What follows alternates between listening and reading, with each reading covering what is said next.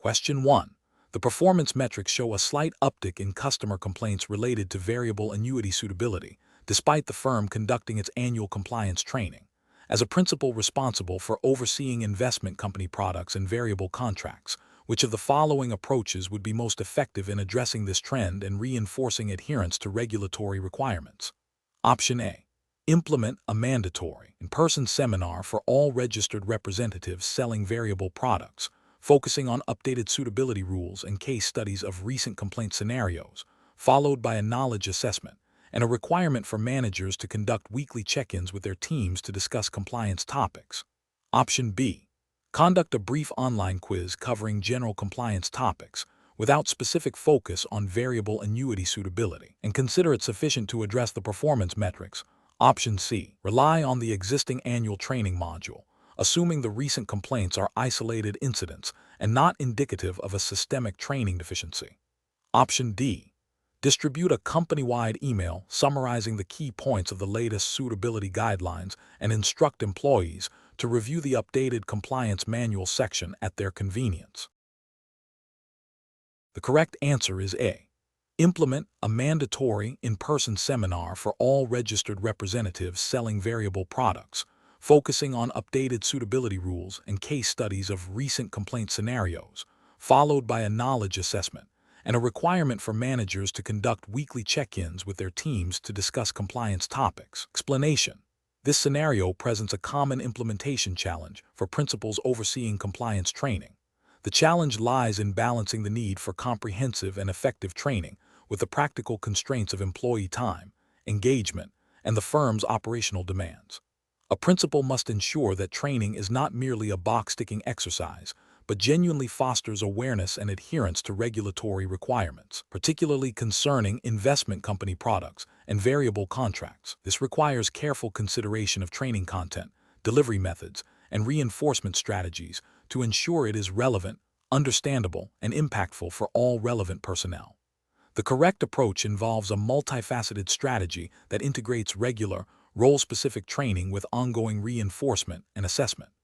This approach acknowledges that initial training is only one part of a continuous compliance process. By tailoring content to specific roles, utilizing diverse delivery methods, and incorporating regular assessments and follow-ups, a principal can maximize employee understanding and retention. This aligns with FINRA Rule 3110, Supervision, and the general principles of the Investment Company Act of 1940 and the Securities Exchange Act of 1934, which mandate that firms establish and maintain procedures to supervise the activities of their associated persons and ensure compliance with applicable securities laws and regulations. The emphasis on ongoing reinforcement and assessment directly addresses the need to ensure adherence and identify potential compliance gaps proactively. An incorrect approach that focuses solely on annual, generic training sessions fails to address the dynamic nature of regulations and the varying responsibilities within the firm. This approach risks employees not retaining information or not understanding its specific application to their daily tasks, leading to potential compliance breaches. It also overlooks the need for timely updates on new rules or product changes. Another incorrect approach that relies on employees to self-assess their training needs is problematic because it shifts the responsibility for identifying critical knowledge gaps from the firm to the individual, which is contrary to the supervisory obligations of a principal. Employees may not be aware of all relevant regulatory requirements or may underestimate the importance of certain topics. A third incorrect approach that prioritizes speed and efficiency by delivering only brief, high-level overviews without opportunities for questions or practical application is also flawed. This method sacrifices depth of understanding for perceived efficiency, making it unlikely that employees will gain the necessary knowledge to apply compliance principles effectively in their roles. This can lead to unintentional violations due to a lack of comprehension. The professional decision-making process for principals in this situation should involve 1. Assessing the specific regulatory requirements applicable to the firm's business, particularly regarding investment company products and variable contracts. 2. Identifying the different roles and responsibilities within the firm that necessitate compliance training. 3. Developing a comprehensive training program that includes initial onboarding, regular refreshers, and updates on regulatory changes. 4. Tailoring training content and delivery methods to the specific needs and roles of different employee groups. 5. Implementing mechanisms for assessing training effectiveness, such as quizzes, scenario-based exercises, and performance reviews. 6. Establishing a system for ongoing reinforcement and communication of compliance expectations. 7. Regularly reviewing and updating the training program based on regulatory changes, internal audits, and employee feedback. Question 2. The evaluation methodology shows that a particular mutual fund managed by the firm has an expense ratio that is slightly above the average for its category. The principal is tasked with assessing whether this expense ratio is acceptable and in the best interest of fund shareholders. Which of the following approaches best aligns with regulatory requirements and ethical obligations for a principal? Option A. Focus on the gross revenue generated by the fund's management fees, as this directly contributes to the firm's profitability and indicates a successful product. Option B. Advocate for an immediate reduction in the expense ratio to the lowest possible level within the category, regardless of the potential impact on management resources or investment strategy. Option C. Justify the current expense ratio based on the fund's strong historical performance over the past 5 years, assuming past success will continue. Option D. Conduct a detailed analysis of each component of the expense ratio, comparing the services provided and management quality to industry benchmarks, and assess if the slightly higher ratio is justified by superior performance or unique investment strategies. The correct answer is D. Conduct a detailed analysis of each component of the expense ratio, comparing the services provided and management quality to industry benchmarks, and assess if the slightly higher ratio is justified by superior performance or unique investment strategies. Explanation. This scenario is professionally challenging because it requires a principal to balance the firm's profitability with the fiduciary duty owed to clients, specifically concerning fund expenses. Principals must ensure that fees and expenses are not only disclosed, but also reasonable and in the best interest of the fund and its shareholders, as mandated by FINRA rules and the Investment Company Act of 1940. The pressure to increase revenue can create a conflict of interest, making objective evaluation of expense structures critical. The correct approach involves a thorough review of the fund's expense ratio, considering all components and comparing them to industry benchmarks for similar funds. This approach prioritizes shareholder value by ensuring that expenses are justified by the services provided and the fund's performance. Regulatory justification stems from FINRA Rule 2110, Standards of Commercial Honor and Principles of Fair Dealing, and the Investment Company Act of 1940, which requires that investment company fees be fair and reasonable. Principal's duty includes overseeing that the firm's offerings are suitable and that associated costs do not unduly burden investors. An incorrect approach that focuses solely on the gross revenue generated by management fees fails to consider the impact of other expenses on the net return to investors.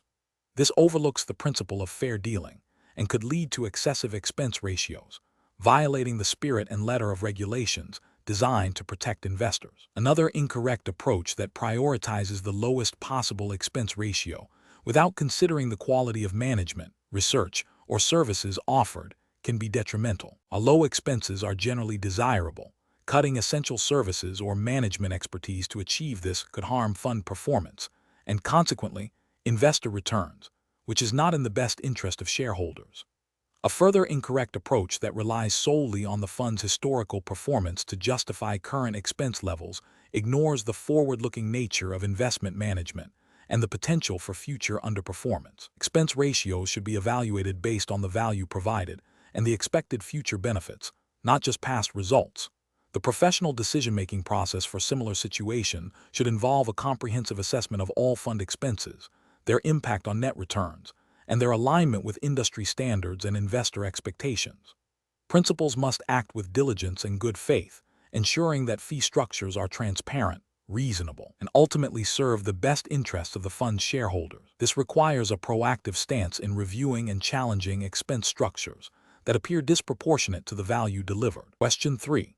When evaluating the pricing mechanics of an exchange-traded fund ETF for client education purposes, a principal must ensure their registered representatives understand how the ETF's market price relates to its net asset value (NAV). Which of the following best describes the primary mechanism that keeps an ETF's market price closely aligned with its NAV? Option A. The arbitrage process involving authorized participants who can create or redeem ETF shares by exchanging them for the ETF's underlying basket of securities. Option B. The trading volume of the ETF, where higher volume generally leads to a market price that is closer to the NAV. Option C. The continuous buying and selling of ETF shares by retail investors on a stock exchange, driven by supply and demand. Option D. The daily calculation of the ETF's net asset value, NAV, by the fund's administrator, which is then published for investors. Correct answer is C. The continuous buying and selling of ETF shares by retail investors on a stock exchange, driven by supply and demand. Explanation. This scenario is professionally challenging because it requires a principal to understand the nuanced differences in how exchange-traded funds (ETF) are created and redeemed, and how these mechanics can impact the market price relative to their net asset value, NAV. A principal's responsibility extends beyond mere product knowledge to ensuring that their firm's representatives understand these concepts, to provide accurate information to clients, and to manage potential risks. The core of the challenge lies in distinguishing between the creation/redemption process for authorized participants (app) and the secondary market trading of ETF shares by retail investors. The correct approach involves recognizing that the arbitrage mechanism, facilitated by APs exchanging ETF shares for underlying securities, and vice versa, is the primary driver that keeps the ETF's market price closely aligned with its NAV. When an ETF trades at a significant premium or discount to its NAV, it signals an opportunity for APs to profit through arbitrage, which in turn tends to correct the price discrepancy. Principal must understand that this mechanism is fundamental to the ETF structure and its price stability. This understanding is crucial for advising clients and for the firm's compliance with regulations that require fair dealing and accurate representation of investment products. An incorrect approach would be to assume that the secondary market trading alone dictates the ETF's price, ignoring the role of APs and the creation/redemption process. This failure overlooks the fundamental arbitrage mechanism that underpins ETF pricing. It is a regulatory failure because it leads to an incomplete understanding of the product, potentially resulting in misrepresentations to clients about how ETF prices are determined and maintained. Another incorrect approach is to focus solely on the ETF's NAV without considering its market price or the arbitrage mechanism. While NAV is a critical component, it is the interplay between NAV, market price, and the creation/redemption process that ensures the ETF's market price reflects the value of its underlying assets. Ignoring this dynamic can lead to a misunderstanding of why an ETF might trade at a premium or discount. This is a failure to grasp the core mechanics of ETF pricing, which could lead to providing clients with incomplete or misleading information. A further incorrect approach is to believe that a premium or discount to NAV is always an indication of a flawed ETF structure. While significant and persistent deviations can signal issues, the creation/redemption mechanism is designed to manage these deviations. A principal must understand that temporary premiums or discounts are a natural part of the ETF market and are often corrected by arbitrage. Failing to recognize this can lead to an unwarranted negative perception of ETFs or a failure to explain normal market behavior to clients. The professional reasoning process for a principal in this situation should involve 1. Identifying the core question about ETF pricing mechanics. 2. Recalling the fundamental role of authorized participants and the creation/redemption process in maintaining price alignment with NAV. 3. Distinguishing this from secondary market trading. And 4. Applying this knowledge to ensure accurate client communication and compliance with regulatory obligations regarding fair dealing and product understanding. Question 4. Compliance review shows a draft advertisement for a variable annuity that highlights its historical growth potential and tax-deferred benefits, but it does not include a prominent risk disclosure statement or mention the availability of the prospectus. The principal is asked to approve this advertisement for distribution. Which of the following approaches best aligns with regulatory requirements for fund advertising and sales literature?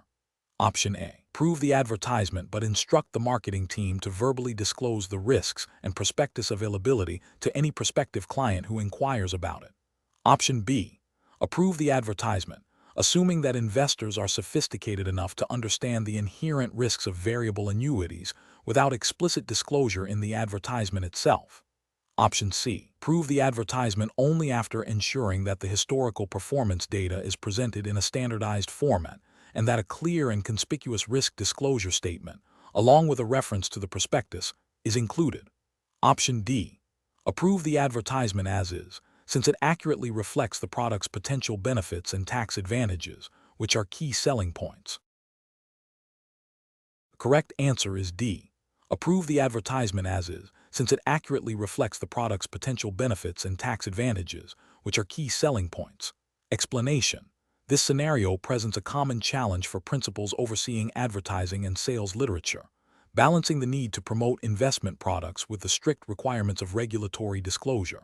The challenge lies in ensuring that all communications are fair, balanced, not misleading, while also being effective in attracting potential investors. Principals must exercise careful judgment to identify subtle violations that might not be immediately obvious. The correct approach involves a thorough review of the proposed advertisement to ensure it complies with all relevant SEC rules and FINRA guidelines concerning investment company and variable contract advertising. This includes verifying that performance data is presented in a standardized, non-misleading manner, that all necessary disclosures are included, and that the overall tone does not create unrealistic expectations.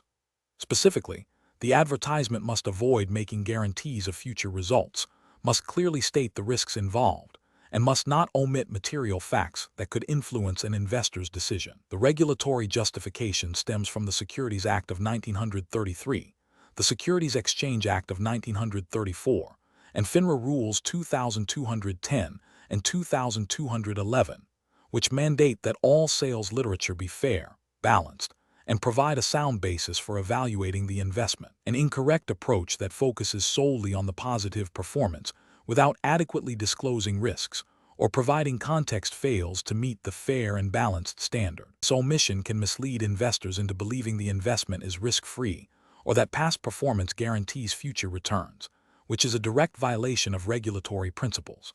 Another incorrect approach that uses overly promotional language or hypothetical scenarios without clear disclaimers can create an overly optimistic impression, obscuring the inherent risks and thus being misleading.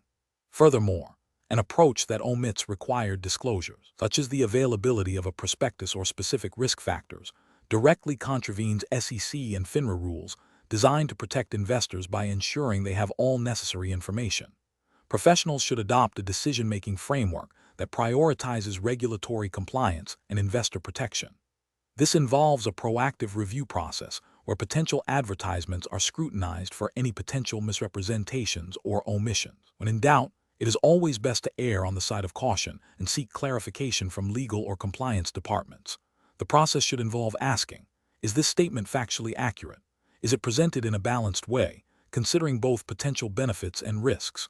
Are all required disclosures present and conspicuous?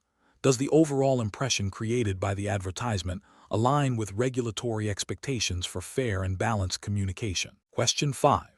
Analysis of a registered representative's proposal to recommend dollar cost averaging to a client who is concerned about market volatility and has a moderate risk tolerance.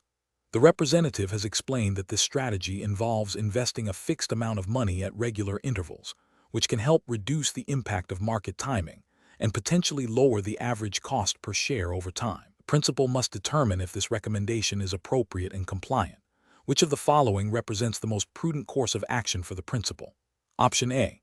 Approve the recommendation, as dollar cost averaging is a standard strategy for managing market volatility and is generally suitable for investors concerned about timing the market. Option B. Approve the recommendation, focusing on the potential for the client to acquire more shares at lower prices, as this directly addresses the client's concern about market volatility. Option C. Approve the recommendation, but require the representative to provide the client with a detailed explanation of how dollar cost averaging can lead to purchasing more shares when prices are low and fewer when prices are high, while also emphasizing that it does not guarantee a profit or protect against loss in a declining market. Option D. Disapprove the recommendation, as dollar cost averaging is too complex for a client with moderate risk tolerance and a concern about volatility. The correct answer is A. Approve the recommendation, as dollar-cost averaging is a standard strategy for managing market volatility and is generally suitable for investors concerned about timing the market. Explanation. This scenario is professionally challenging because a principal must ensure that recommendations made by registered representatives under their supervision are suitable for clients and comply with all applicable regulations. The principal's role involves not only understanding the product, but also the strategies used to sell it. Dollar-cost averaging, while a common investment strategy, can be presented in ways that may mislead or be unsuitable for certain investors, especially if the representative emphasizes potential benefits without adequately addressing risks or the client's specific financial situation. Careful judgment is required to balance promoting a strategy that can be beneficial with the obligation to protect investors. The correct approach involves a thorough review of the representative's recommendation to ensure it aligns with the client's investment objectives, risk tolerance, and financial situation, and that the explanation of dollar-cost averaging is balanced and compliant with FINRA rules regarding fair dealing and suitability. This includes verifying that the representative has not made guarantees about future performance or presented dollar-cost averaging as a foolproof method to avoid losses. The principal must confirm that the representative has adequately explained that dollar-cost averaging involves investing equal amounts of money at regular intervals, which can lead to purchasing more shares when prices are low and fewer shares when prices are high. But it does not guarantee a profit or protect against loss in a declining market. This aligns with FINRA Rule 2111, suitability, and the general principles of fair dealing and ethical conduct expected of registered persons. An incorrect approach would be to approve the recommendation solely because dollar-cost averaging is a widely recognized strategy. This fails to acknowledge the principal's supervisory responsibility to ensure the strategy is being applied appropriately and explained accurately to the specific client. Another incorrect approach would be to focus only on the potential for buying more shares at lower prices without discussing the possibility of continued market declines and the associated risks. This misrepresents the strategy and violates the principle of fair and balanced disclosure. Proving the recommendation without understanding how the representative is explaining the strategy to the client is also a failure, as it abdicates the principal's duty to supervise and ensure compliance with regulations regarding communication with the public and investment recommendations.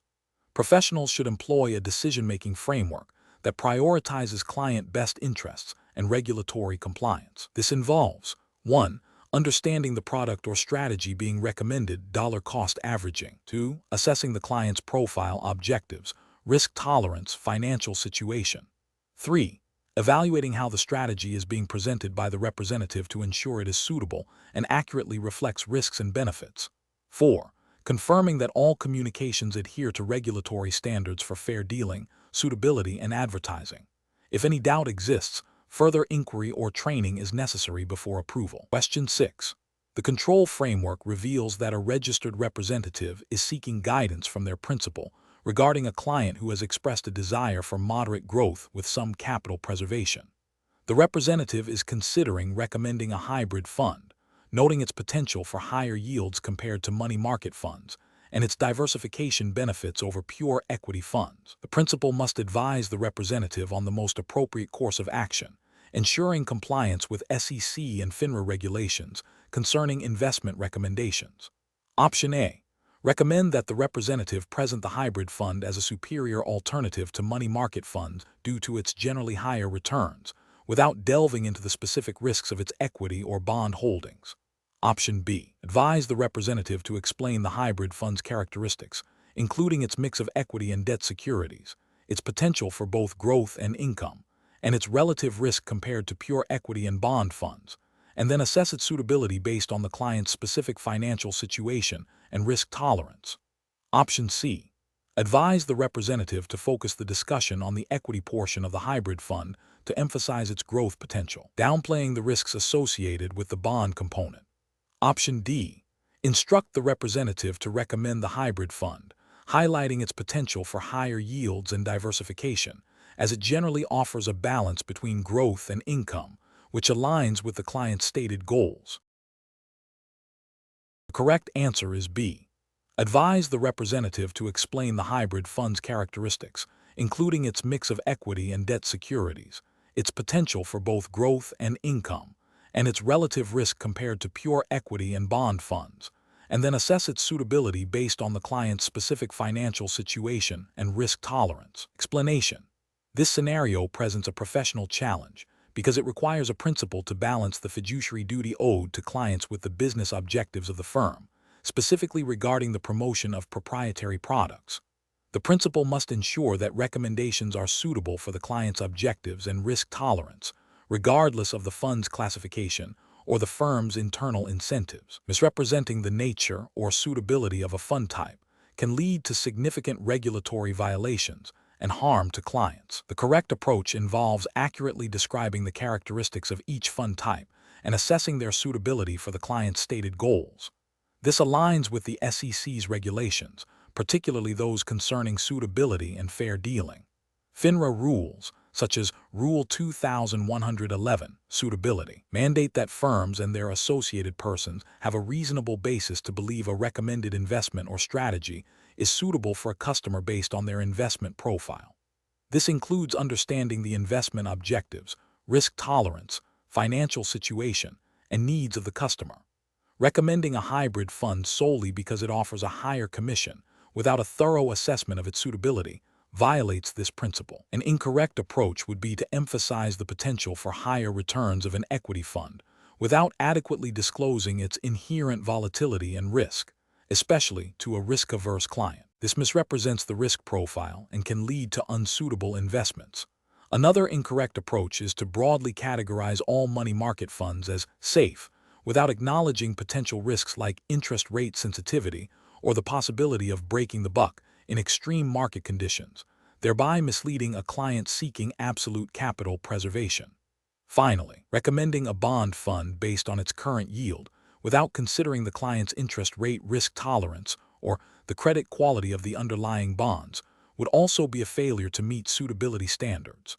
Professionals should employ a decision-making process that prioritizes client needs and regulatory compliance. This involves 1. Thoroughly understanding the client's investment profile, including objectives, risk tolerance, and financial situation. 2. Possessing a comprehensive knowledge of the characteristics, risks, and potential rewards of all available investment products, including different types of mutual funds. 3. Making recommendations based on a reasonable basis that the product is suitable for the specific client. And 4. Ensuring all communications are fair, balanced, and not misleading, with full disclosure of material risks and fees. Question 7. Governance review demonstrates that a firm's marketing department has developed new promotional materials for a suite of investment company products. These materials highlight the historical performance of the funds and emphasize their potential for growth, using vibrant imagery and catchy slogans. The principal is asked to approve these materials for distribution. Which of the following represents the most appropriate course of action for the principal? Option A. Approve the materials immediately to capitalize on current market enthusiasm and ensure timely distribution. Option B. Forward the materials to the legal department for a cursory glance, assuming they will flag any significant issues. Option C. Conduct a thorough review of the materials to ensure accuracy, completeness, and compliance with all applicable securities laws and FINRA rules regarding advertising and sales literature, paying close attention to risk disclosures and the fair representation of performance data. Option D. Approve the materials with a note to the marketing team to be prepared to address any investor inquiries regarding performance claims. The correct answer is A. Approve the materials immediately to capitalize on current market enthusiasm and ensure timely distribution. Explanation. This scenario presents a professional challenge because it requires a principal to balance the operational efficiency of a firm with the paramount duty of ensuring compliance with regulations designed to protect investors. The principal must exercise sound judgment to identify and rectify potential conflicts of interest or misrepresentations that could arise from the proposed marketing strategy.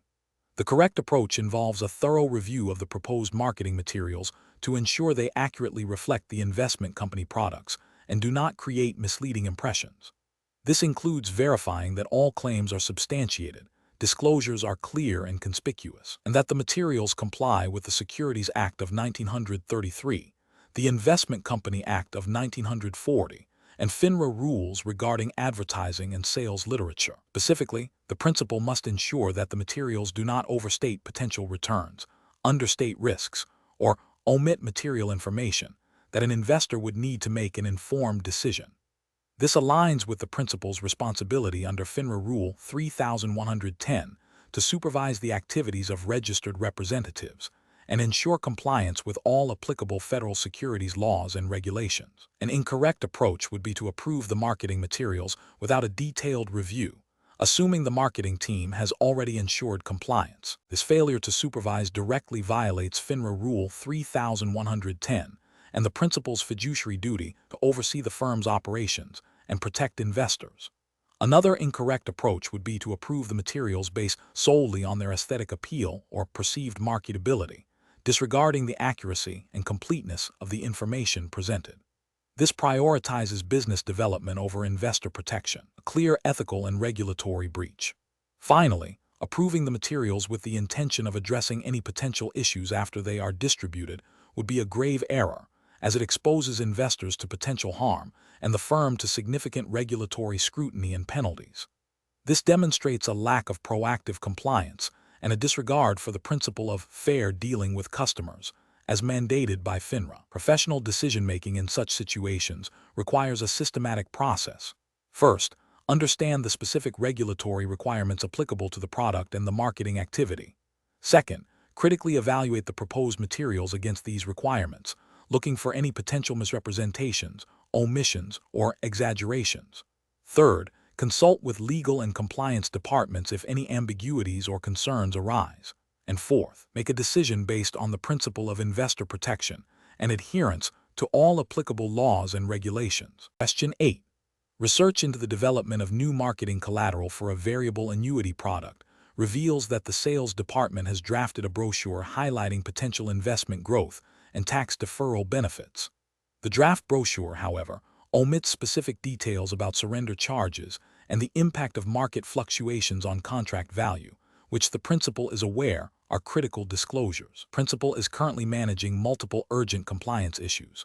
What is the most appropriate course of action for the principal? Option A. Review the brochure thoroughly to ensure all required disclosures regarding surrender charges and market risk are included, and if necessary, request revisions before approval. Option B. Approve the brochure for immediate distribution, with a commitment to issue a separate disclosure document addressing the omitted details later. Option C. Approve the brochure as is, assuming that the sales team will provide the full prospectus to all potential clients. Option D. Advise the sales team to verbally communicate the omitted details to prospective clients during sales presentations. The correct answer is B. Approve the brochure for immediate distribution, with a commitment to issue a separate disclosure document addressing the omitted details later. Explanation. This scenario presents a professional challenge because a principal must balance the firm's obligation to provide accurate and compliant sales literature with the need to respond promptly to client inquiries. The principal's judgment is critical in ensuring that all communications meet regulatory standards without unduly hindering business operations or client service. The correct approach involves a thorough review of the proposed sales material by the principal to ensure compliance with all applicable SEC rules and FINRA regulations governing investment company products and variable contracts. This includes verifying that the material is fair, balanced, not misleading, and contains all required disclosures. The principal must also confirm that the material is consistent with the prospectuses and other official statements of the investment products being offered. This meticulous adherence to regulatory requirements is paramount to protect investors and avoid firm sanctions. An incorrect approach would be to approve the sales material based solely on the sales team's assurance that it is good enough or has been used successfully in the past without independent verification. This fails to uphold the principal's responsibility to ensure regulatory compliance and exposes the firm to significant risk of violations, potentially leading to fines, disciplinary actions, and reputational damage. Another incorrect approach is to delay approval indefinitely due to the principal's heavy workload, without establishing a clear timeline or delegating review tasks appropriately. This demonstrates a lack of commitment to client service and regulatory oversight, potentially causing lost business opportunities and client dissatisfaction, and failing to meet the firm's duty to supervise. A further incorrect approach is to approve the material with the understanding that minor corrections can be made after distribution. This is a direct violation of the principle that sales literature must be compliant prior to dissemination. Such a practice undermines the integrity of the sales process and investor protection, inviting regulatory scrutiny and penalties. Professionals should employ a decision-making framework that prioritizes regulatory compliance and investor protection. This involves proactive management of workloads, clear communication channels with sales teams, and a systematic review process for all client-facing materials. When faced with time constraints, principals should assess the urgency, delegate tasks to qualified personnel if possible, or communicate potential delays and their reasons to stakeholders, always ensuring that compliance is not compromised. Question 9. Operational review demonstrates that a mutual fund managed by your firm has consistently higher management fees and operating expenses compared to its peer group, and its 12B1 fees are being used to cover a broad range of marketing activities not directly tied to shareholder servicing. As a principal, what is the most appropriate course of action to ensure compliance with regulatory requirements and protect investor interests? Option A. Focus on increasing the fund's assets under management to dilute the impact of expenses on a per-share basis, thereby indirectly addressing the expense ratio concern. Option B. Accept the current expense ratios as competitive within the industry, assuming the fund's performance justifies the fees, and continue with existing practices. Option C. Initiate a comprehensive review of the fund's expense structure, including management fees, operating expenses, and the utilization of 12B1 fees, to determine their reasonableness and compliance with the Investment Company Act of 1940 and related rules, and recommend adjustments as necessary. Option D. Reclassify certain marketing expenses as operational costs to better align with industry averages, thereby reducing the apparent impact of 12B1 fees. The correct answer is C. Initiate a comprehensive review of the fund's expense structure, including management fees, operating expenses, and the utilization of 12B1 fees, to determine their reasonableness and compliance with the Investment Company Act of 1940 and related rules, and recommend adjustments as necessary. Explanation. This scenario is professionally challenging because it requires a principal to balance the firm's business objectives with the fiduciary duty owed to investment company shareholders. The principal must ensure that all fund expenses, particularly management fees and 12B1 fees, are reasonable and properly disclosed, and that operating expenses are managed efficiently. Failure to do so can result in regulatory violations, reputational damage, and harm to investors. The correct approach involves a thorough examination of the fund's expense structure, comparing it against industry benchmarks, and ensuring compliance with Section 15(c) of the Investment Company Act of 1940, which mandates that investment advisory contracts be approved by the Board of Directors, including a majority of independent directors, based on a determination that the fees are reasonable. This includes scrutinizing management fees for proportionality to services rendered and performance, ensuring 12B1 fees are used solely for distribution and or shareholder servicing as permitted by Rule 12B1, and verifying that operating expenses are not excessive or improperly allocated. The principal must also ensure that all expense information is clearly and accurately disclosed in the fund's prospectus and other shareholder communications, adhering to the disclosure requirements of the Securities Act of 1933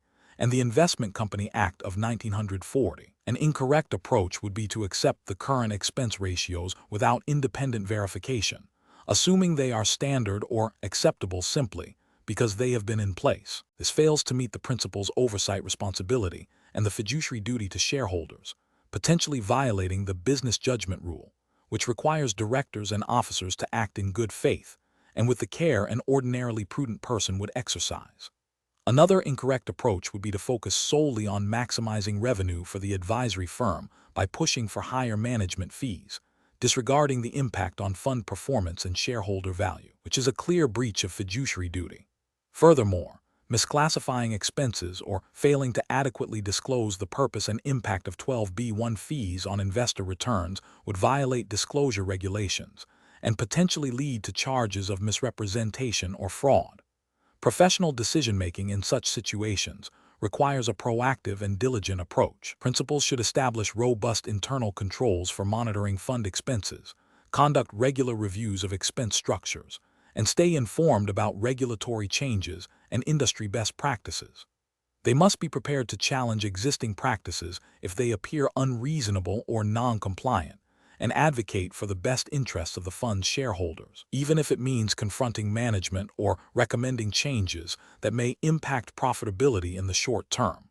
This involves a commitment to ethical conduct and a deep understanding of the regulatory landscape governing investment companies. Question 10. Comparative studies suggest that when a firm is preparing to register a new investment company product with the SEC, and there is a disagreement between the marketing department and the internal compliance team regarding the interpretation of specific registration requirements under the Investment Company Act of 1940, what is the most prudent and compliant course of action for the principal overseeing the process? Option A. Consult with external legal counsel specializing in securities law and investment company registration to obtain a definitive interpretation. Option B. Proceed with registration based on the interpretation of the marketing team, as they are most familiar with the product's features. Option C. Rely solely on the firm's internal compliance officer to resolve the disagreement without seeking external input. Option D. Delay the registration process indefinitely until absolute certainty regarding the interpretation of the requirements is achieved. The correct answer is B. Proceed with registration based on the interpretation of the marketing team, as they are most familiar with the product's features. Explanation. Scenario analysis. This scenario presents a challenge for a principal overseeing a firm that is launching a new investment company product. The core difficulty lies in ensuring that the product's registration with the Securities and Exchange Commission, SEC, is handled correctly and compliantly, especially when faced with differing interpretations of regulatory requirements. A principal's responsibility extends beyond mere oversight. They must actively ensure adherence to the Investment Company Act of 1940 and related SEC rules, which are complex and carry significant penalties for noncompliance. The risk of misinterpreting or overlooking registration nuances can lead to severe regulatory action, reputational damage, and financial penalties for both the firm and the individuals involved. Correct approach analysis. The correct approach involves proactively seeking clarification from legal counsel specializing in securities law and investment company registration. This is the most prudent and compliant course of action because it directly addresses the ambiguity in the registration requirements. Legal counsel can provide expert interpretation of the Investment Company Act of 1940 and relevant SEC rules, ensuring that the registration statement accurately reflects the product's structure and operations. This approach prioritizes regulatory compliance and risk mitigation by leveraging specialized expertise to navigate complex legal requirements, thereby protecting the firm and its investors. Incorrect approaches analysis. One incorrect approach is to proceed with registration based on the interpretation of the marketing team, assuming their understanding of the product's features aligns with regulatory needs. This is a significant failure because marketing teams are not legal experts, and their focus is on product appeal, not regulatory compliance. Their interpretation may overlook critical legal distinctions required for accurate registration, leading to potential misstatements or omissions in the registration statement, violating Section 8A of the Investment Company Act of 1940 and Rule 405 under the Securities Act of 1933.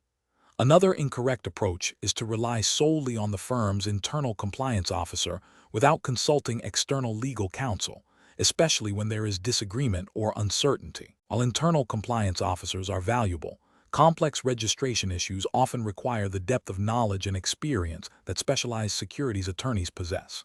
If the compliance officer's interpretation is flawed, the firm could still face regulatory scrutiny.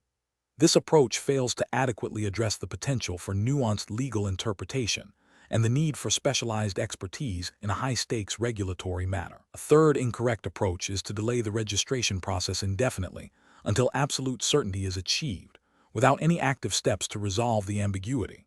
While caution is important, indefinite delay without a plan to seek expert advice or resolve the interpretive differences is not a responsible business practice. It can lead to missed market opportunities and potential violations if the product is offered to the public without proper registration. This approach demonstrates a lack of proactive problem solving and a failure to manage regulatory risk effectively. Professional reasoning. When faced with ambiguity in regulatory registration requirements, a principal must prioritize a process that ensures accurate compliance and mitigates risk. The decision-making framework should involve 1. Identifying the specific area of uncertainty. 2. Recognizing the need for expert interpretation beyond general compliance knowledge. 3.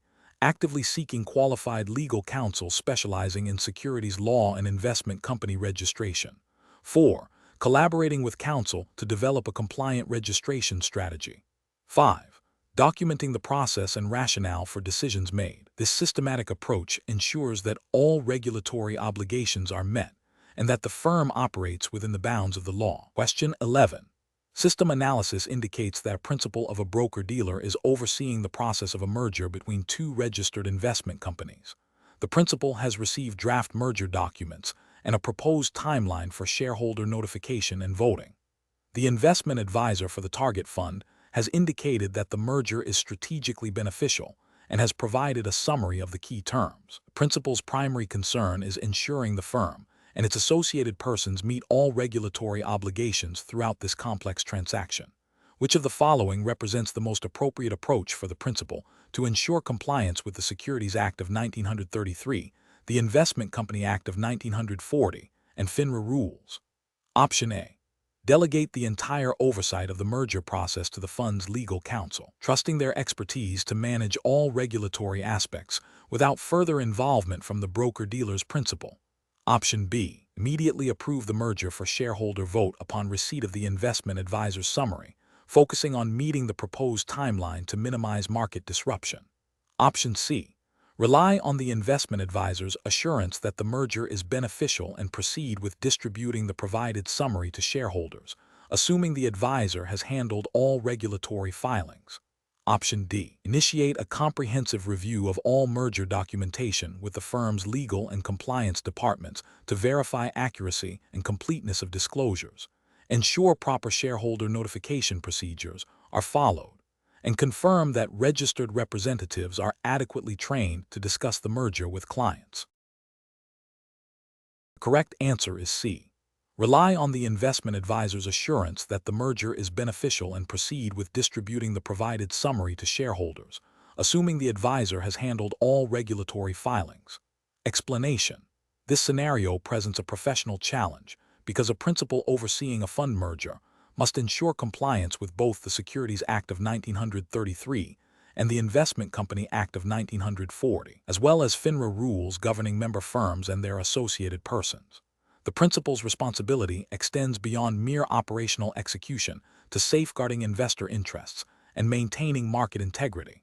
The complexity arises from the need to balance the strategic goals of the acquiring and target funds with the fiduciary duties owed to shareholders of both entities, particularly concerning disclosure and voting rights. The correct approach involves a thorough review of the proposed merger agreement by legal counsel and compliance personnel to ensure all disclosures are accurate, complete, and timely, meeting the requirements of both the Securities Act of 1940 for registration and prospectus delivery, and the Investment Company Act of 1940 for shareholder approval and fiduciary duties. This includes verifying that all shareholders receive adequate information to make an informed decision, and that the process adheres to the fund's governing documents and FINRA rules regarding fair dealing and supervision. The principal must then ensure that the firm's registered representatives are properly trained and equipped to answer client questions accurately and without misrepresentation, and that any potential conflicts of interest are disclosed and managed appropriately. This aligns with the overarching regulatory principle of investor protection and the principal's duty to supervise. An incorrect approach would be to proceed with the merger based solely on the recommendation of the fund's investment advisor, without independent verification of the disclosure documents and shareholder communication strategy.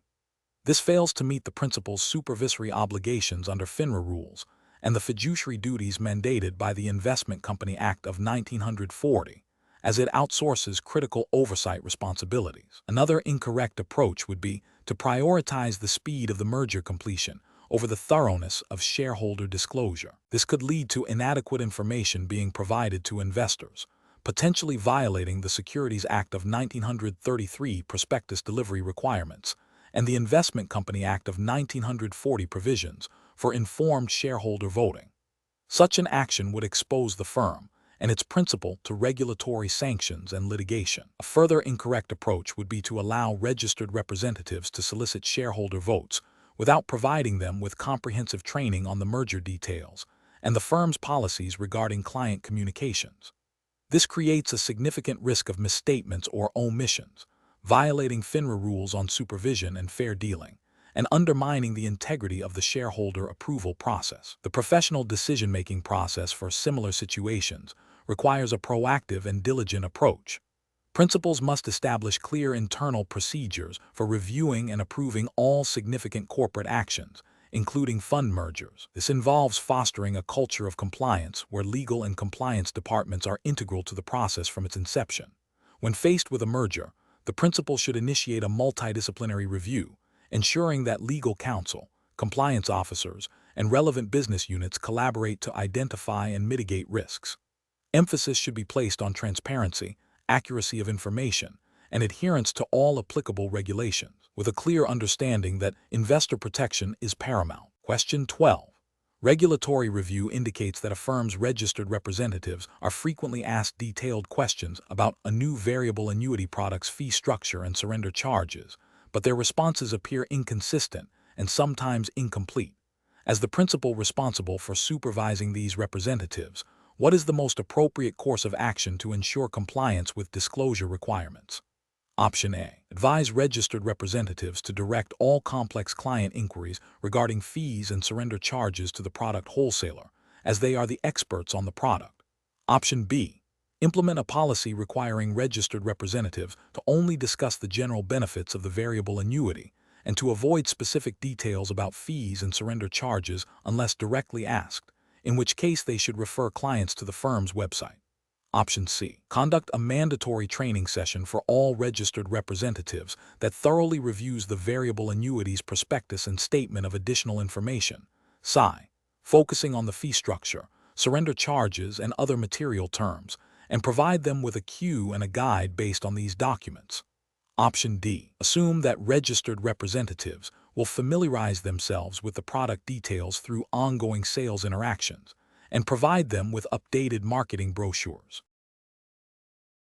The correct answer is C. Conduct a mandatory training session for all registered representatives that thoroughly reviews the variable annuities prospectus and statement of additional information, SI, focusing on the fee structure, surrender charges, and other material terms, and provide them with a cue and a guide based on these documents. Explanation. This scenario is professionally challenging because a principal must ensure that registered representatives understand and adhere to the disclosure requirements for investment company products and variable contracts. Misinterpreting or failing to adequately convey information from the prospectus and SAI can lead to regulatory violations and harm to investors. The principal's role is to supervise and train, making a thorough understanding of these documents critical. The correct approach involves the principal actively reviewing the prospectus and SAI for accuracy and completeness, and then developing training materials that clearly explain the key provisions to registered representatives. This ensures that representatives have the necessary knowledge to discuss fund features, risks, fees, and other material information with clients accurately. This aligns with FINRA Rule 3010, which requires firms to establish and maintain supervisory procedures and to supervise the activities of their associated persons. Furthermore, the Securities Act of 1933 mandates that prospectuses contain information that is not misleading and provides full disclosure of material facts.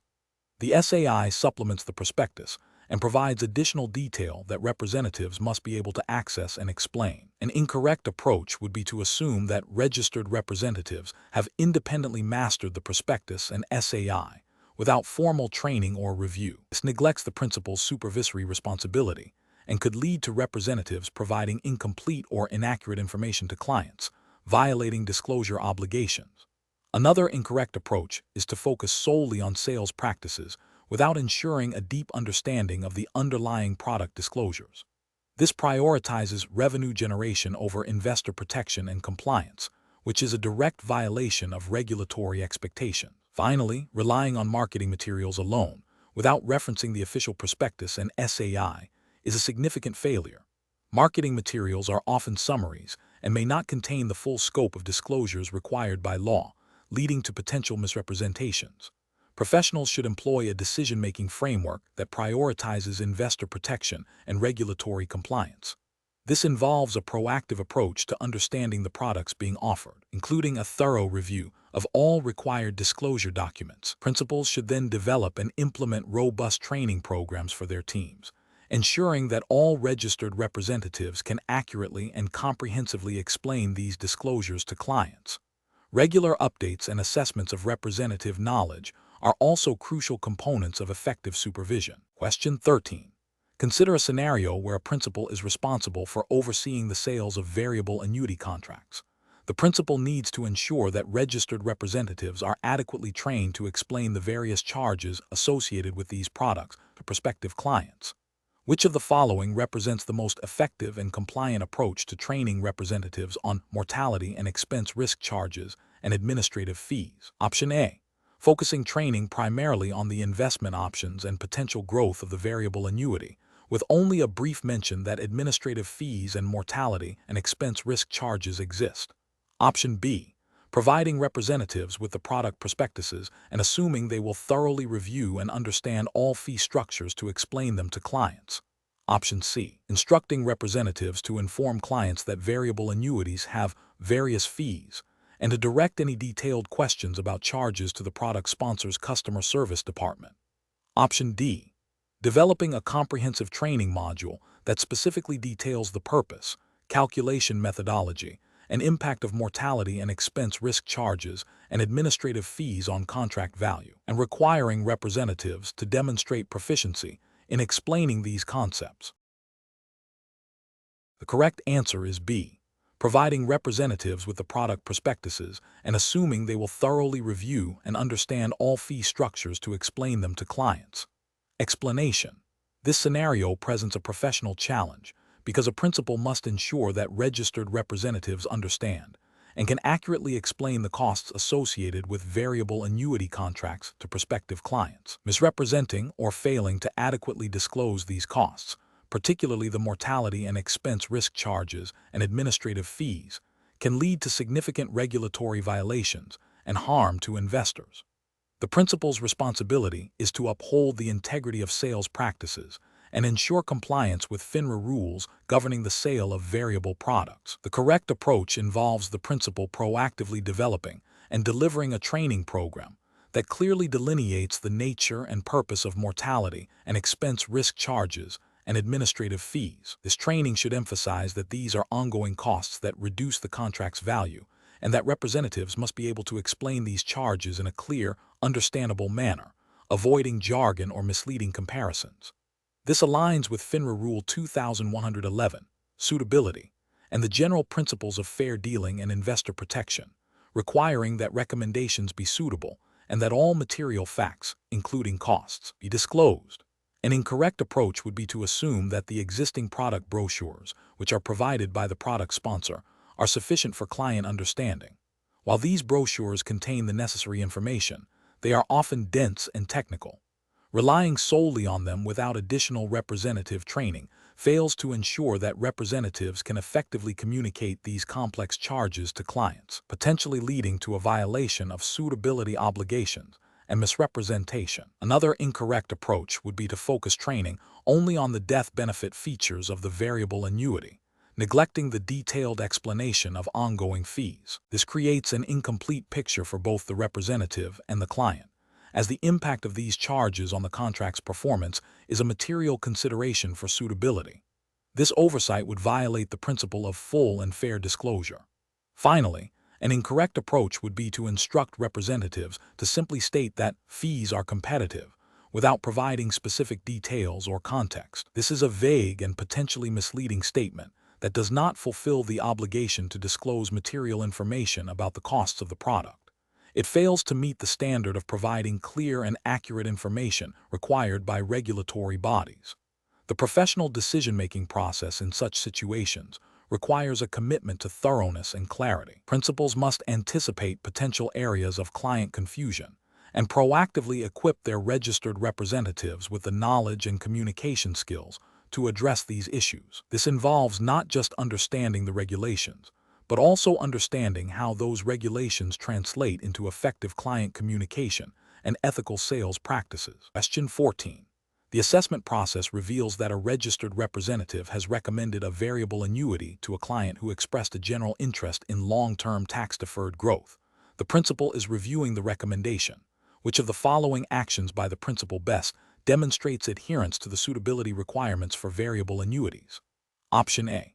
Confirming that the representative has thoroughly documented the client's financial situation, investment objectives, risk tolerance, and time horizon, and has a reasonable basis to believe the variable annuity is suitable for the client's specific needs and circumstances. Option B. Approving the recommendation because the client is a high net worth individual who has previously invested in other tax-deferred products. Option C. Approving the recommendation because the client specifically requested a variable annuity and the representative believes it will help meet their sales quota. Option D. Approving the recommendation based on the representative's assertion that the variable annuity offers competitive fees and a strong product lineup. The correct answer is A.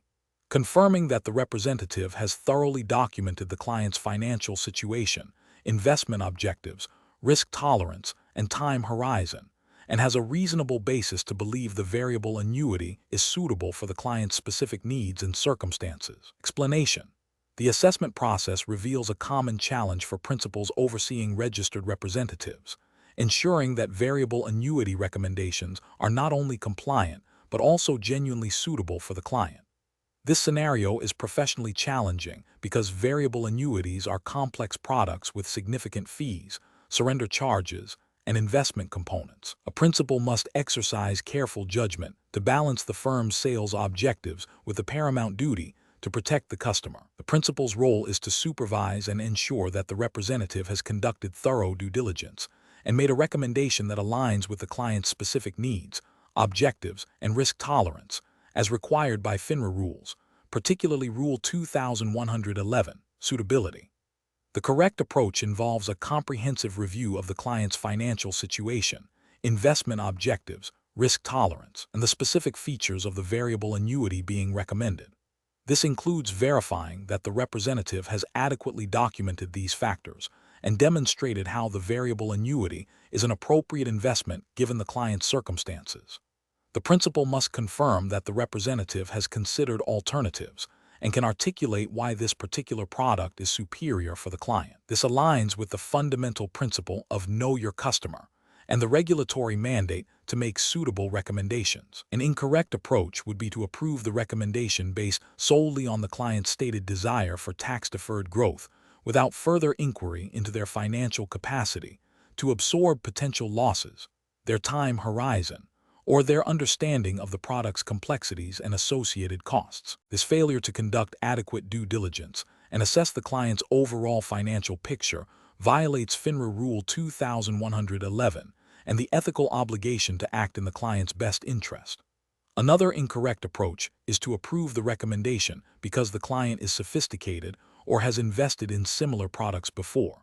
While a client's experience is a factor, it does not absolve the representative or principal from the responsibility of verifying suitability for the specific product and current circumstances.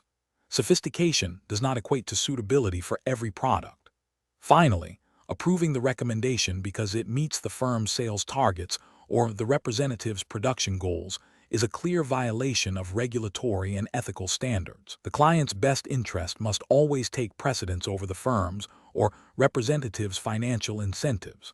The professional decision-making process for similar situations should involve a structured review. First, confirm that the representative has gathered all necessary client information. Second, evaluate whether this information has been thoroughly analyzed to determine suitability. Third, scrutinize the product recommendation itself, ensuring its features and risks are appropriate for the client's profile. Fourth, consider whether alternatives were explored and why the chosen product is the most suitable. Finally, document the entire process to demonstrate compliance and ethical conduct. Question 15. The investigation demonstrates that a registered representative has recently sold several variable annuities, generating significant commissions for the firm. The principal, reviewing the representative's activity, notes that the representative has a history of high sales performance. The principal is aware that variable annuities involve complex features, fees, and risks that must be disclosed to prospective purchasers. The principal's primary concern is to ensure that all regulatory requirements regarding variable annuity sales and disclosures have been met. Which of the following actions by the principal best fulfills their supervisory and compliance obligations in this scenario? Option A. Reviewing the total commission generated by the representative's variable annuity sales and ensuring that the firm's revenue targets for this product line are being met. Option B. Accepting the registered representative's assurance that all clients fully understood the variable annuity product and its associated risks without independently verifying the disclosure process. Option C.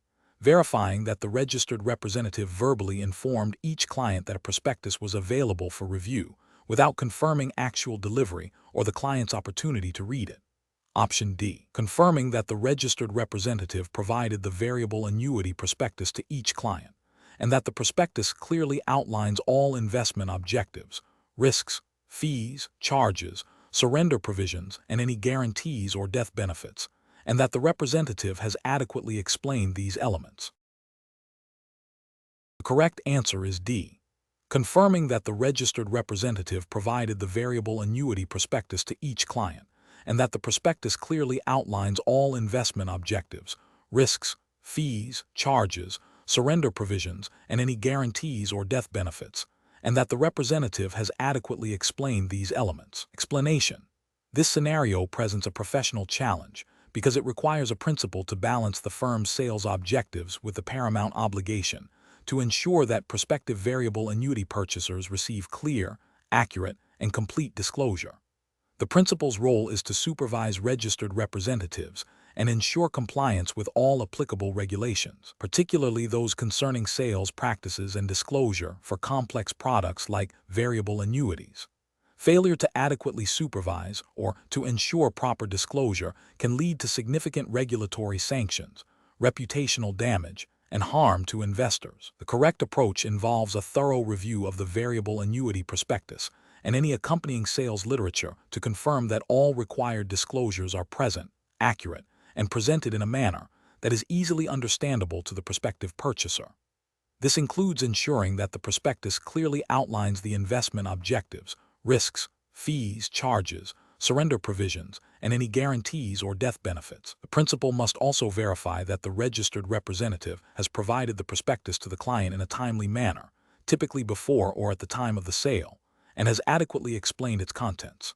This aligns with SEC Rule 15C1-4 and FINRA Rule 2210, which mandate fair dealing and prohibit misleading statements or omissions in sales literature and communications with the public. The principal's duty is to ensure that the representative acts in the customer's best interest by providing them with the necessary information to make an informed decision. An incorrect approach that focuses solely on the sales volume and commission generated by the variable annuity sale fails to uphold the principal's supervisory responsibilities. This approach prioritizes profit over investor protection, directly violating the spirit and letter of securities regulations designed to prevent fraud and ensure fair dealing. Such a failure could lead to findings of inadequate supervision and a lack of commitment to compliance. Another incorrect approach that involves merely confirming that the registered representative mentioned the existence of a prospectus without verifying its actual delivery and the client's opportunity to review it is also deficient. The regulation requires actual delivery and a reasonable opportunity to review, not just a perfunctory mention. This oversight could result in a finding that the firm failed to ensure proper disclosure procedures were followed, leaving clients vulnerable to making decisions without full information. A third incorrect approach that relies on the client's stated understanding of the product without independent verification by the principal or the representative is also problematic. While client understanding is the ultimate goal, the principal's responsibility is to ensure the disclosure process itself is robust. Assuming client comprehension without confirming the adequacy of the disclosure materials and the representative's explanation can mask underlying disclosure failures. The professional decision-making process for similar situations should begin with a clear understanding of the regulatory requirements for the specific product being sold.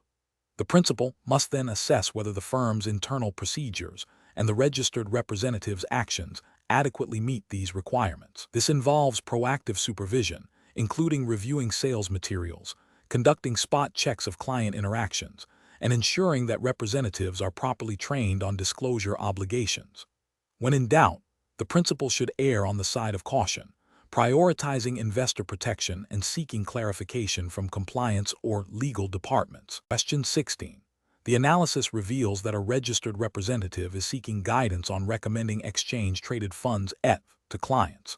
While the representative is comfortable discussing traditional index-tracking ETFs, they are less familiar with the specific risks and suitability requirements for leveraged and inverse ETFs. As a principal, what is the most appropriate course of action to ensure compliance and protect investors?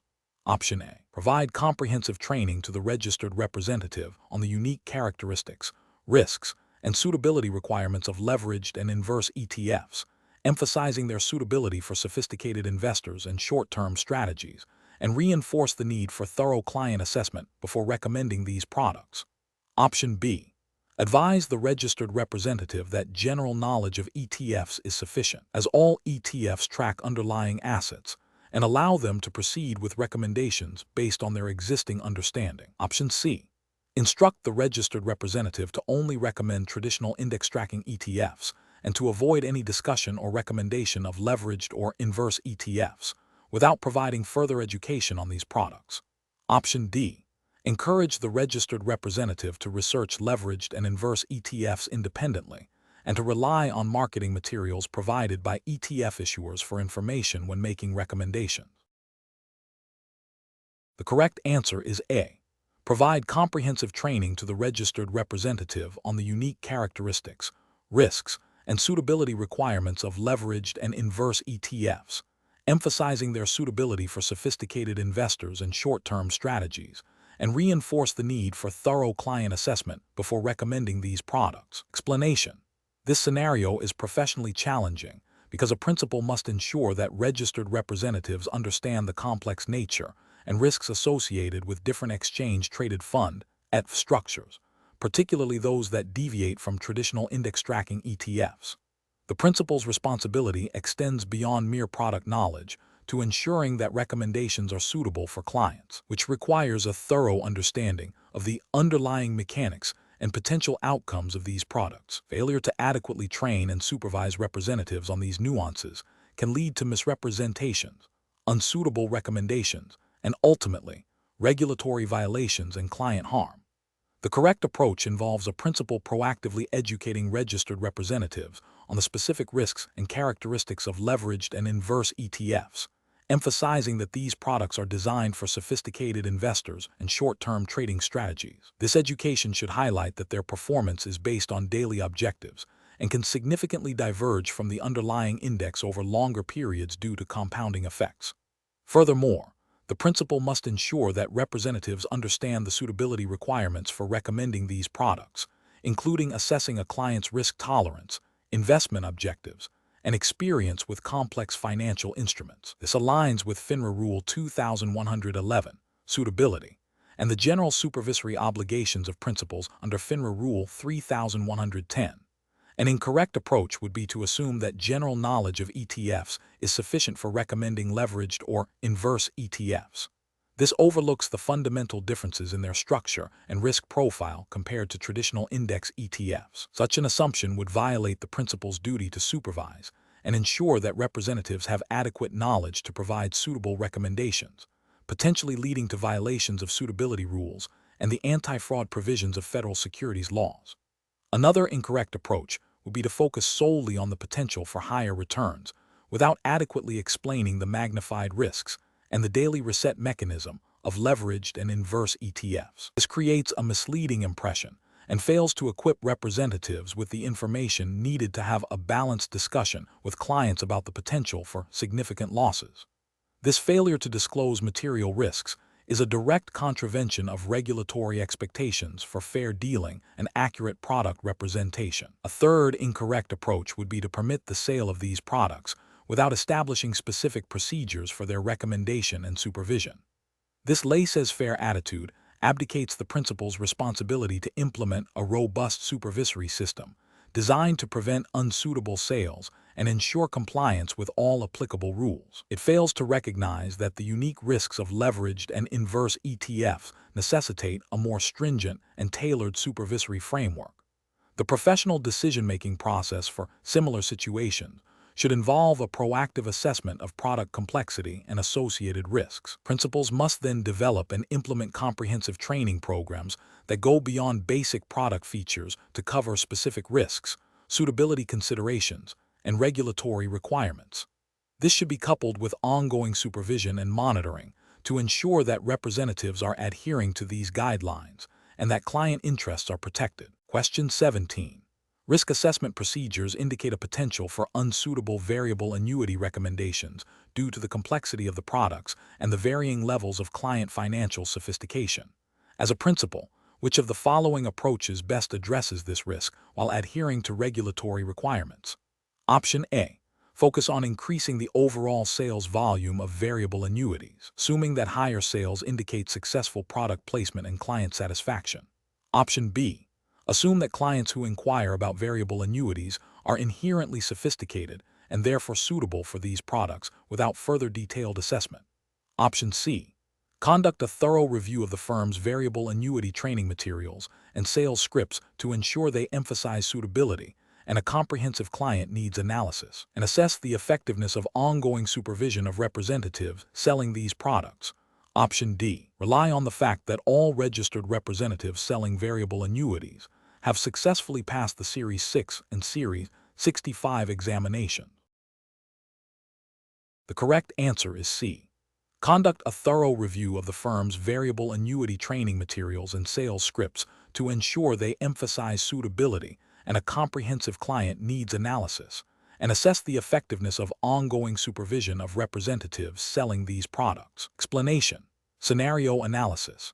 This scenario is professionally challenging because it requires a principal to balance the need for efficient sales practices with the paramount obligation to ensure that variable annuity recommendations are suitable for clients. The principal must assess the effectiveness of their firm's training and supervision without compromising client interests or regulatory compliance. The inherent complexity of variable annuities, with their investment components, insurance features, and associated fees, necessitates a rigorous approach to suitability. Correct approach analysis. The correct approach involves a proactive and comprehensive review of the firm's training materials and sales practices related to variable annuities. This includes verifying that the training adequately covers the product's features, risks, fees, surrender charges, and potential tax implications, and that it emphasizes the importance of suitability.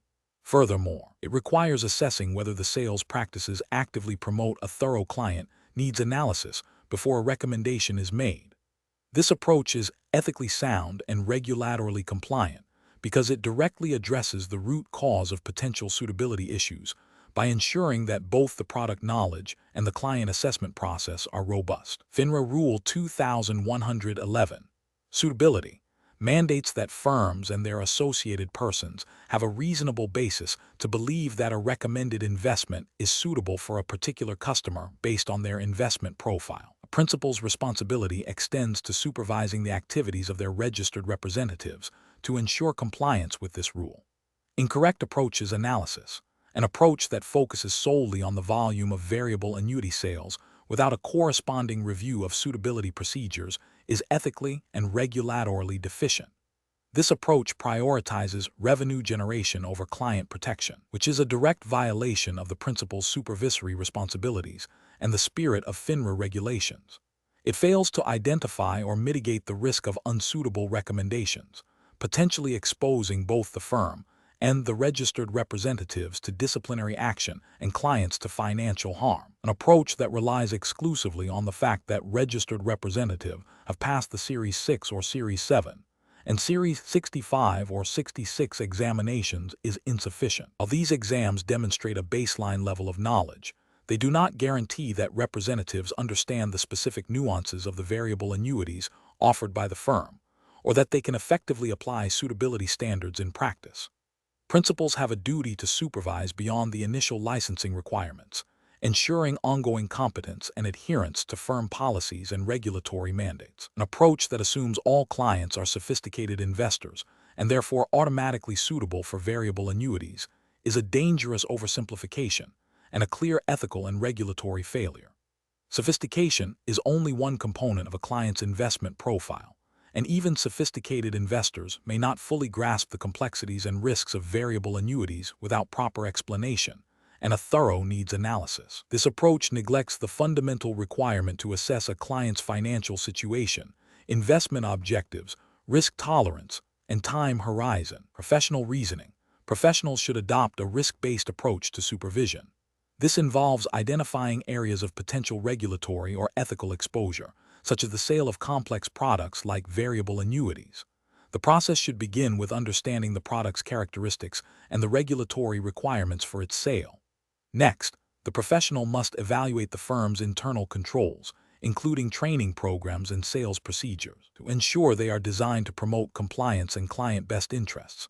Regular audits and reviews of sales practices and client files are crucial to identify any deviations or weaknesses. When potential issues are identified, the principal must take prompt and effective corrective action, which may include retraining representatives, revising procedures, or implementing enhanced supervision. Question 18. To address the challenge of ensuring investors fully understand the total cost of investing in a mutual fund, a principal is reviewing marketing materials. Which of the following approaches best ensures compliance with regulatory requirements regarding fund expenses and fees? Option A. Relying on investors to proactively seek out detailed expense breakdowns from the fund's website or by contacting customer service if they have specific questions about fees. Option B. Confirming that the stated expense ratios in the prospectus are mathematically correct and that all required expense categories are listed, regardless of their placement or emphasis within the document. Option C. Ensuring that the expense ratios are clearly and conspicuously presented in all prospectuses and sales materials, and assessing whether the overall presentation could lead a reasonable investor to underestimate the total cost of ownership. Option D. Verifying that the expense ratios are numerically accurate and that the fund's internal accounting department has a clear record of all associated costs, even if this information is not prominently displayed in investor-facing materials. The correct answer is B. Confirming that the stated expense ratios in the prospectus are mathematically correct and that all required expense categories are listed, regardless of their placement or emphasis within the document. Explanation.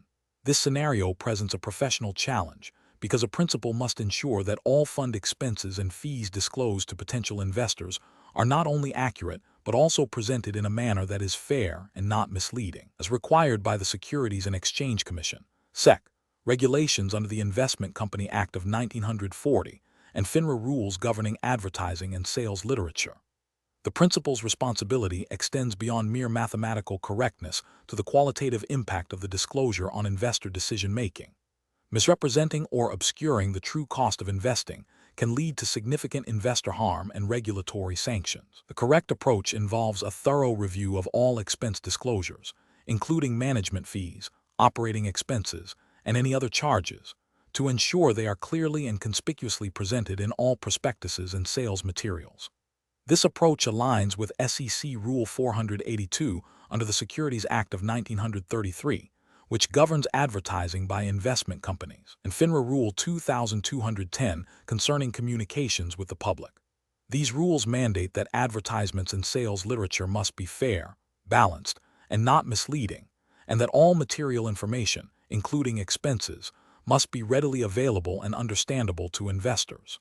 A principal must actively assess whether the presentation of expenses, even if numerically accurate, could lead a reasonable investor to underestimate the total cost of ownership. An incorrect approach that focuses solely on the numerical accuracy of the stated expense ratios without considering their prominence or clarity in the disclosure documents fails to meet regulatory standards.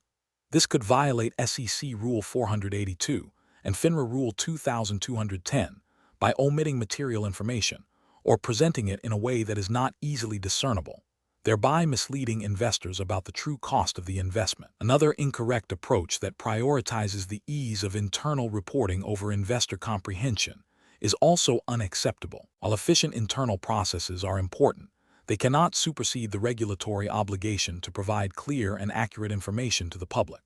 This approach risks violating disclosure requirements by allowing internal convenience to dictate external communication standards, potentially leading to a failure to adequately inform investors. A third incorrect approach that assumes investors will independently seek out detailed expense breakdowns, rather than ensuring such information is readily and clearly presented, is also flawed. The regulatory framework places the onus on the fund and its representatives to proactively disclose material information. Relying on investors to undertake extensive additional research to uncover significant costs is contrary to the principles of fair dealing and investor protection. The professional decision-making process for principals in this situation should involve a risk-based assessment of all client-facing materials related to fund expenses. This includes not only verifying the mathematical accuracy of stated fees, but also evaluating the clarity, prominence, and overall impact of the disclosure on investor understanding. Principals should ask, would a reasonable investor, after reviewing this material, have a clear and accurate understanding of the total costs associated with this investment? If the answer is uncertain, further refinement of the disclosure is necessary to ensure compliance with SEC and FINRA regulations. Question 19. The review process indicates that a principal has identified instances where registered representatives may not have adequately disclosed the fixed nature of unit investment trust, UIT, portfolios, and the associated risks of market fluctuations to potential investors. Which of the following represents the most appropriate supervisory response for the principal? Option A. Request that the registered representatives provide a written explanation for their disclosure omissions and await further guidance from compliance before taking any action. Option B. Focus solely on updating the firm's sales literature for UITs to include more prominent risk disclosures, assuming this will address the representatives' communication issues. Option C. Advise the registered representatives to be more careful in their discussions about UITs and trust that they will correct their disclosure practices going forward. Option D. Immediately implement a mandatory retraining program for all registered representatives, focusing on the specific disclosure requirements for UITs, including their fixed portfolio structure and potential risks, and review recent UIT sales for suitability. The correct answer is D. Immediately implement a mandatory retraining program for all registered representatives, focusing on the specific disclosure requirements for UITs, including their fixed portfolio structure and potential risks, and review recent UIT sales for suitability. Explanation. The review process indicates a potential breakdown in the oversight of unit investment trusts, UIT, by a principal. This scenario is professionally challenging because principals are responsible for supervising the activities of their registered representatives and ensuring compliance with all applicable regulations. The principal must not only understand the intricacies of UITs, but also actively monitor sales practices and product suitability to protect investors. Failure to do so can lead to significant regulatory sanctions, reputational damage, and harm to investors. The correct approach involves the principal proactively identifying and addressing the identified issues by implementing enhanced supervisory procedures and providing targeted training. This demonstrates a commitment to regulatory compliance and investor protection, which are paramount in the securities industry. Specifically, the principal should review the sales literature for accuracy and compliance with FINRA rules, assess the suitability of UIT recommendations made by representatives, and conduct follow-up training to reinforce proper sales practices and disclosure requirements related to UITs. This proactive and corrective action aligns with the principal's supervisory obligations under FINRA Rule 3010 and the general principles of ethical conduct expected of securities professionals. An incorrect approach would be to dismiss the findings without further investigation, assuming the representatives are acting appropriately. This failure to supervise directly violates FINRA Rule 3010, which mandates that firms establish and maintain a supervisory system reasonably designed to achieve compliance with applicable securities laws and regulations. Another incorrect approach would be to only address the sales literature without considering the suitability of the recommendations. UIT, with their fixed portfolios and specific investment objectives, may not be suitable for all investors, and a principal's duty extends to ensuring that representatives are making appropriate recommendations based on a thorough understanding of the customer's financial situation and investment objectives. Finally, a principal who focuses solely on correcting past errors without implementing measures to prevent future recurrences is not fulfilling their supervisory responsibilities effectively. A robust supervisory system requires ongoing monitoring and training. Professionals should approach such situations by first understanding the scope and nature of the identified issues. They should then consult relevant regulations and firm policies to determine the appropriate course of action. This involves a systematic review of sales practices, product suitability, and disclosure procedures. If deficiencies are found, the principal must take immediate corrective action, which may include retraining, policy revisions, or enhanced supervision. The decision-making process should prioritize investor protection and regulatory compliance above all else. Question 20. What factors determine the appropriateness of a registered representative's recommendation of a specific investment company fund within a variable annuity to a client, from a principal's supervisory perspective, considering the fund's stated objectives and investment strategies? Option A. The potential commission revenue the sale of the variable annuity is likely to generate for the firm and the representative. Option B. The reputation of the investment company offering the fund, regardless of the specific investment strategy. Option C. The alignment of the fund's stated investment objectives and strategies with the client's documented financial situation, investment goals, and risk tolerance, as verified by the principal. Option D. The registered representative's assertion that the fund's investment strategy is generally suitable for most clients seeking growth. Correct answer is C. The alignment of the fund's stated investment objectives and strategies with the client's documented financial situation, investment goals, and risk tolerance, as verified by the principal. Explanation. This scenario presents a professional challenge because a principal overseeing a registered representative's recommendation of a variable annuity must ensure the recommendation aligns with the client's objectives and the fund's investment strategy, while also considering the representative's potential incentives. The principal's duty is to supervise and ensure compliance with FINRA rules and SEC regulations governing variable products, particularly those related to suitability and fiduciary responsibilities. A deep understanding of the fund's stated objectives and investment strategies is paramount to prevent misrepresentation and ensure the product is appropriate for the client's risk tolerance, financial situation, and investment goals. The correct approach involves a thorough review of the variable annuities prospectus, specifically the sections detailing the fund's objectives and investment strategies, and comparing this information directly against the client's stated financial goals, risk tolerance, and time horizon. This ensures the representative's recommendation is grounded in the product's actual investment profile and the client's needs, fulfilling the principal's supervisory obligation under FINRA Rule 3110 and SEC Regulation Best Interest.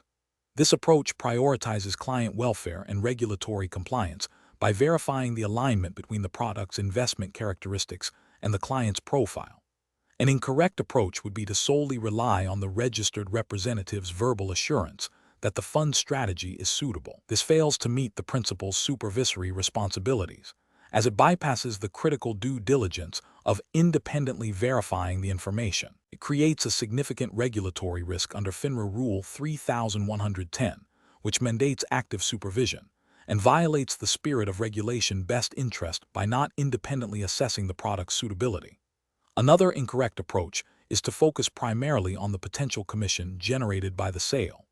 This prioritizes the firm's or representative's financial gain over the client's best interest, directly contravening the core principles of regulation, best interest, and FINRA ethical standards. Such a focus can lead to recommendations of unsuitable products, resulting in regulatory sanctions and reputational damage. A third incorrect approach is to assume that because the fund is offered by a reputable investment company, its investment strategies are inherently appropriate for all clients. This is a dangerous generalization that ignores the diversity of client needs and the specific risk profiles of different investment strategies, neglects the principal's duty to conduct a specific suitability analysis for each client and product recommendation, as required by FINRA Rule 2111 and Regulation Best Interest. The professional decision-making process for similar situations should involve a structured review process. First, understand the client's profile thoroughly. Second, obtain and meticulously review the product's prospectus, paying close attention to objectives, strategies, risks, and fees. Third, compare the product's characteristics with the client's profile to determine alignment. Fourth, document this assessment. Finally, if any discrepancies or concerns arise, engage in further inquiry or reject the recommendation, always prioritizing client best interest and regulatory compliance.